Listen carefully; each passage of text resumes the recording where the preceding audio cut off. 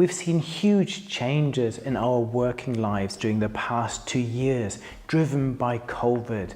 And this will still be with us and determine our working life in 2022. But we'll see new patterns. We've already seen new patterns emerging with knowledge workers that can basically work from anywhere at any time.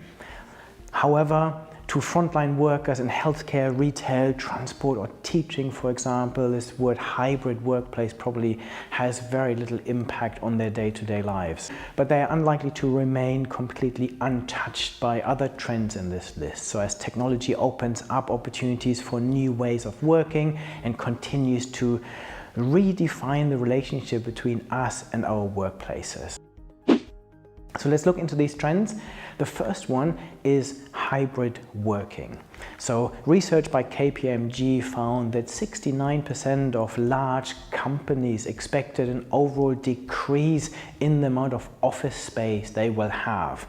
And currently we have about 3 main models. We have the centralized workplaces where everyone goes to work in one building. We have decentralized remote organizations where everyone works away, and then we have the hybrid model, or the best of both worlds. And in 2022 we will see people having much more of a choice. A recent report found that 90% of employees surveyed, including workers and managers, are happier with increased freedom. We're also seeing that this will now have an impact on this, what we call global war for talent, where people compete for jobs anywhere. So if you're a knowledge worker, you have to really think that the world is your oyster. You can work for any organization remotely anywhere.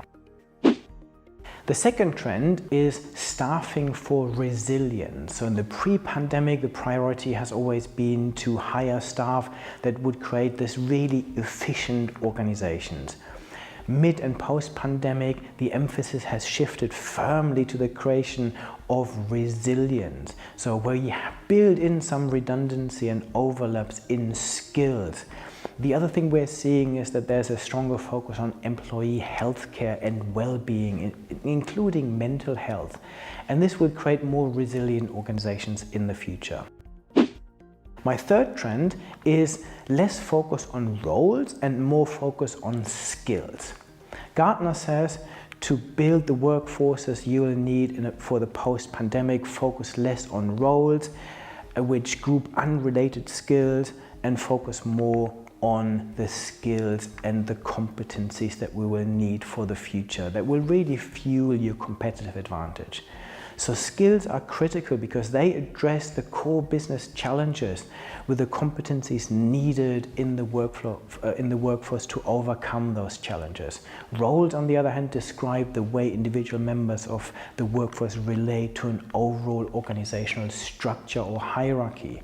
So what we will see in 2020 is more fluid careers, more fluid job roles that are focused on skills much more than anything else.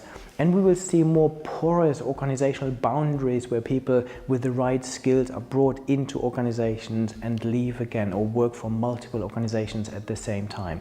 This also has a huge impact for lifelong learning, which will become ever more important, because what we're seeing currently is that the half-life of skills is reducing all the time. So skills you develop today, especially around technical skills, won't be relevant in a few years' time. So we need to continuously upgrade and update our skills.